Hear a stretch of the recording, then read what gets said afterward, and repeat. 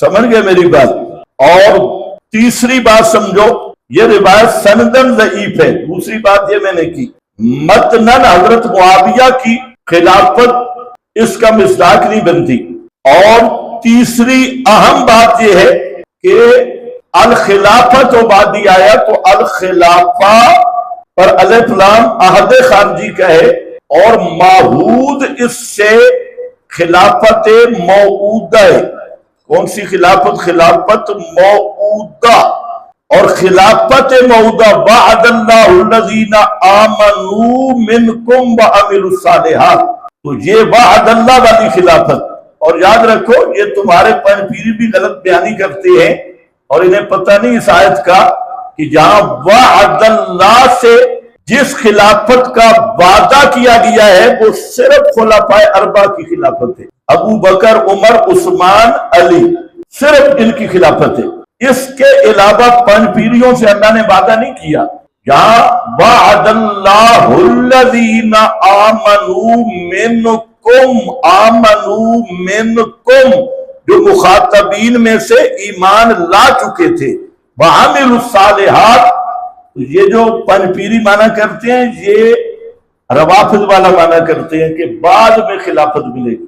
بعد میں وہ کہتے ہیں امام مہدی کو ملے گی، ڈاکٹر اسرار کہتا ہے مجھے ملے گی، وہ مر گیا بغیر خلافت کے، اور مودودی کہتا ہے مجھے ملے گی، ان کو تو مل گئی ہوگی۔ تو بہرحال یہ اصل اس کا مصداق ہے خلفائے اربعہ، اور یہی خلافت موعودہ ہے۔ اور اس کو کیا کہتے ہیں؟ خلافت راشدہ علی منہاج النبوہ۔ کیوں کہتے ہیں؟ کمستخلف الذین من، یہ علی منہاج النبوہ ہے، کمستخلف، یہ ایسی خلافت ہوگی جیسے پہلے لوگوں کو خلافت دی۔ اور وہ کیا خلافت ہے؟ تسوسہم الانبیاء، بخاری میں آئے گا، خاتم النبیین کا جو باب ہے اس میں یہ حدیث آ رہی ہے، تسوسہم الانبیاء کلما ہلک نبی خلفہ نبی آخر انا خاتم النبیین لا نبی بعدی۔ تو اس میں کمستخلف الذین، یہ منہاج نبوت ہے۔ دوسرا اس کو خلافت راشدہ کاملہ بھی کہا جاتا ہے۔ اس کے بعد کی جو خلافت ہے اس کے دو نام ہیں، خلافت اور اسلامی بادشاہت۔ لیکن اسلامی بادشاہت کا لفظ ہمارے علماء نے استعمال کیا ہے فرق کرنے کے لیے خلافت موعودہ اور خلافت مطلقہ میں۔ خلافت راشدہ علی منہاج النبوہ اور خلافت راشدہ مطلقہ میں فرق کرنے کے لیے انہوں نے کہہ دیا کہ اس کو بادشاہت بھی کہتے ہیں اور خلافت بھی کہتی ہے۔ خلافت اور بادشاہت نقیضین نہیں ہے، جیسے مولانا مودودی علیہ ما یستحقہ ولعنہ، اس نے اس کو شمار کیا ہے کہ یہ کوئی تقابل کی چیز ہے۔ خلافت حضرت داؤد کو ملی، بادشاہی بھی ملی، انا جعلناک خلیفۃ فی الارض، وہ خلیفہ بھی تھے، بادشاہ بھی تھے۔ حضرت سلیمان خلیفہ بھی تھے، بادشاہ بھی تھے۔ اور طالوت کو ملکن، بادشاہ مقرر کر، وہ خلیفہ بھی تھے یعنی امیر اور بادشاہ بھی تھے۔ قل اللہم مالک الملک تؤتی الملک، تو یہ کیا ہے؟ کل آپ سے تو ملک کی دعا کروائی گئی ہے، قل اللہم مالک الملک تؤتی الملک، تو آپ کو ترغیب دی گئی، تلقین کی گئی کہ آپ ملک مانگیں۔ یہ جو مودودی ذہن ہے کہ ملک کوئی بری چیز ہے، اسلامی بادشاہت کوئی بری چیز نہیں۔ آپ نے حضرت معاویہ رضی اللہ تعالیٰ عنہ، وہ جو باہری بیڑے پر حدیث تھی، اس میں بھی آپ خوش ہو رہے تھے کہ میری امت کے لوگ سمندر میں اس طرح جا رہے ہیں جیسے بادشاہ اپنی مسندوں پہ ہوتی ہے۔ آپ کو تو کوئی تکلیف نہیں ہوئی۔ یہ لفظ یاد رکھو، ملک یا بادشاہت، یہ فرق کیا جاتا ہے خلافت موعودہ اور غیر موعودہ میں۔ سمجھ گئے میری بات؟ یہ کوئی بری چیز نہیں ہے جس کو انہوں نے بتا دیا۔ اب یہاں وہ جو حدیث سفینہ ہے، اگر اس کا یہ مطلب لیا جائے تو ہمیں سند پہ جانے کی بھی ضرورت نہیں۔ بالکل صحیح ہے یہ مطلب جو میں نے آپ کو بیان کیا، لیکن اگر آپ بنیاد بنائیں گے تو پھر وہ حدیث بہت کمزور ہے متنن بھی، کیونکہ بخاری میں ہے سَيَكُونُ بَعْدِي الْخُلَفَاءُ فَيَكْثُرُونَ، میرے بعد خلفاء ہوں گے فَيَكْثُرُونَ، کثرت کے ساتھ ہوں گے، ایک ایک کی بیعت کرنا، جبکہ 30 سال میں تو صرف 4 ہے، تو یکسرون کا ہے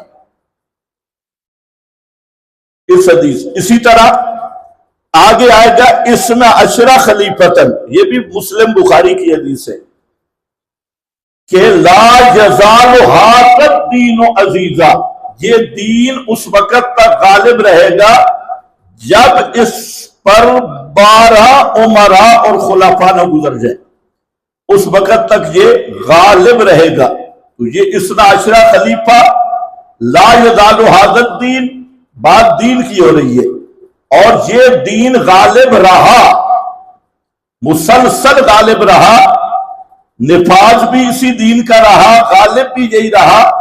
اس میں یہ الگ بات ہے کہ بعض خلفاء وہ صحیح نہیں تھے، بعض خلفاء، تو جہاں خلفاء کی نیکی نہیں بیان کی جا رہی، یہاں یہ بیان کیا جا رہا ہے لا یزال ھذا الدین عزیزا، دین غالب رہے گا۔ تو پہلے جتنے بنو امیہ کا زمانہ ہے تو اس میں دین غالب رہا، جہاد ہوتا رہا اور حدود قائم رہی، قانون شریعت کا نافذ رہا۔ تو اصل مقصد ہی یہ ہے کہ نفاذ شریعت ہو اور اسلامی قانون کا نفاذ، جہاد، ساری چیزیں ہوتی رہی، اگرچہ بعض لوگوں میں کمزوریاں تھی، جیسے یزید صاحب تھے یا ان کے بعد کے حضرات آئے، تو وہ خود ان میں فسق بھی تھا، کمزوریاں بھی تھی، لیکن اس کے باوجود بھی دین پہ کوئی اثر نہیں پڑا، دین غالب رہا۔